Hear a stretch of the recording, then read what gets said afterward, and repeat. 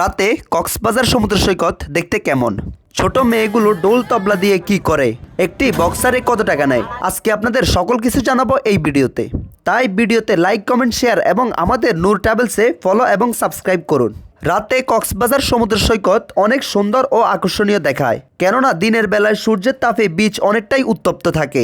সে তুলনায় রাতের বেলায় ঠান্ডা আবহাওয়া এবং নিরিবিলি থাকে। তাছাড়াও রাতের বেলায় কিছু ছোট ছেলে মেয়ে ডোল তবলা বাজিয়ে পর্যটকদের খুবই সুন্দর সুন্দর গান শোনায় এবং সেই গান শুনে পর্যটকরা খুশি হয়ে ছোট বাচ্চাদের টাকা পয়সা দেয়। এছাড়াও রাতের বেলায় আপনারা এই বক্সার মেশিনটি দেখতে পাবেন, যেটিতে মাত্র 20 টাকায় একটি বক্সার মেরে আপনারা শক্তি নির্ণয় করতে পারবেন, যেটি অনেকটাই আনন্দময়। তাছাড়াও রাতের বেলায় ঠান্ডা পরিবেশে সমুদ্র সৈকতের মার্কেটগুলো থেকে শামুক, জুতা, আচার, ব্রেসলেট, মালা, চকলেট ইত্যাদি খুবই সুন্দরভাবে শপিং করতে পারবেন। আর আপনারা এই বিশাল জুতাটি আপনার কোন বন্ধুকে উপহার দিতে চান, অবশ্যই তাকে শেয়ার এবং কমেন্ট বক্সে মেনশন করুন। আর কক্সবাজারের এই সকল তথ্য সবার আগে পেতে আমাদের নূর ট্রাভেলসে ফলো এবং সাবস্ক্রাইব করুন। আসসালামু আলাইকুম।